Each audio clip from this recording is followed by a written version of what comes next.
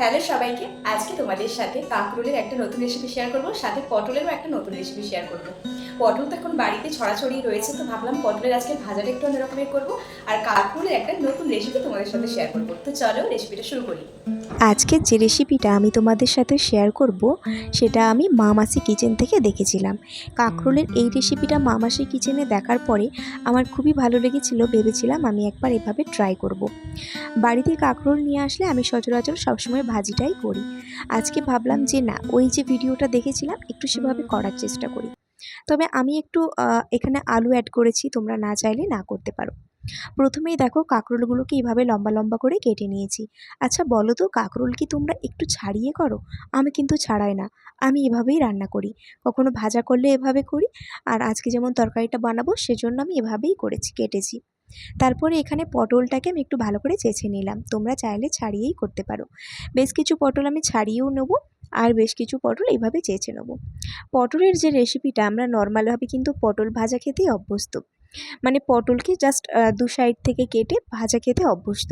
কিন্তু আমি ভাবলাম একটু এভাবেও ভাজা করি। বেশ কিছুদিন আগে আমি করেছিলাম, মানে দেখলাম যে বেশ ভালোই টেস্ট হয়েছে। তো সেই জন্য তোমাদের সাথে শেয়ার করা আজকে। আর এই সিজনে পটল তো থাকবেই, মার্কেটে যাবে দেখবে শুধু পটল আর পটল, আর আমাদের বাড়িতেও ফ্রিজে সবসময় পটল। তো দেখো পটলটাকেও সরু সরু করে কেটে নিয়েছি, আর তার সাথে একটা আলু দিয়েছি, সরু সরু করে কেটে নিয়েছি। কারণ আমাদের বাড়িতে সবাই একটু ভাজার সাথে আলুটা পছন্দ করে। আর কাঁকরোলগুলোকেও দেখো যেভাবে কেটেছি সেইভাবে তার সাথে একটা আলু অ্যাড করেছি। আর এখানে মশলার মধ্যে নিয়ে নিয়েছি কিছুটা কাজু আর জিরা। তবে তো চলো জিরাটা এবার তোমরা রান্নাটা দিতে শুরু নাও করি, আর পারো, তোমরা আর কাজু রেসিপিটা দিয়েছি, প্রথম থেকে এখানে শেষ তোমরা অবধি দেখতে চীনাবাদাম থাকো। দিতে পারো। আমি যে কিচেন থেকে দেখেছিলাম ভিডিওটা, ওখানে কিন্তু উনি চীনাবাদাম ইউজ করেছে। আমি এখানে কাজু জিরা দুটোই দিলাম। কাঁকরোল আলুটাকে সেদ্ধ করে নিয়েছি, তারপরে একটা ঝাড়াতে করে এটাকে ভালোভাবে ছেঁকে নিলাম। এখন আমি কড়াইতে তেল দিয়ে দিয়েছি, ফোড়নে দিয়েছি পোস্ত, আর দেবো কালো জিরে, আর একটা শুকনো লঙ্কা দেবো। আমি এখানে শুকনো লঙ্কা দিচ্ছি, তোমরা চাইলে কাঁচা লঙ্কা দিতে পারো, আর লঙ্কাটা তোমরা তোমাদের পরিমাণ মতো দেবে। আমি এখানে যেহেতু একটাই লঙ্কা দিয়েছি, আর কোনো লঙ্কা দেবো না, কারণ আমাদের বাড়িতে আমরা সবাই ঝাল কম খাই। এবারে পোস্ত আর কালো জিরা শুকনো লঙ্কাটা ভালো করে ভাজা হয়ে গেলে এর একটা এত সুন্দর গন্ধ ওঠে, কি বলবো, খুব সুন্দর গন্ধ ওঠে। আর আমার কালো জিরা খেতে খুব ভালো লাগে, মানে যে কোনো ভাজাতে দিলে আমার খুব, মানে খুব পছন্দের কালো জিরাটা। তারপরে আমি এই কাঁকরোল আর আলুটা দিয়ে একটু নাড়াচাড়া করে এটাকে ভালো করে ভেজে নেবো। আর আগেই সেদ্ধ করে রেখেছিলাম, তাই সেটা সেদ্ধও কিন্তু ভালোভাবে হয়ে গেছিলো।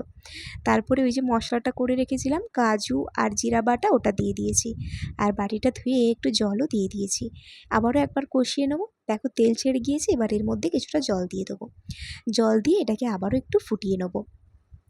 এটা কিন্তু মাখা মাখাও করতে পারো, আবার একটু ঝোলও রাখতে পারো। এর যে গ্রেভিটা, এটা খেতে এত সুন্দর টেস্ট হয়। আর এই যে যখন খাবে তখন কালো জিরা আর পোস্ত ভাজাটা যখন মুখে পড়বে তখন কিন্তু খুব সুন্দর টেস্ট হয়। আমি এখানে একটু টেস্ট করে দেখে নিলাম, দেখলাম সব কিছু ঠিক আছে, আর স্বাদটাও খুব সুন্দর হয়েছে। জাস্ট অল্প একটু চিনি দিয়ে দিয়েছি।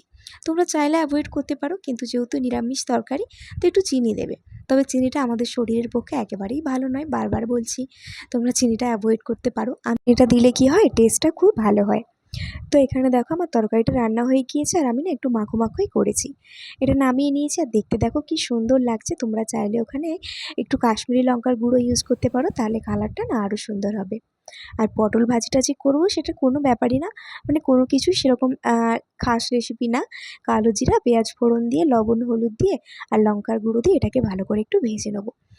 পটল ভাজা এমনির থেকে এই ভাজিটা খেতে বেশ ভালো লাগে, আর এটা আমার বাড়ির সবাই খুব পছন্দ করে। তো চলো, এটাও আমার ভাজা হয়ে গিয়েছে, এবার আমি এটাকে নামিয়ে নেবো।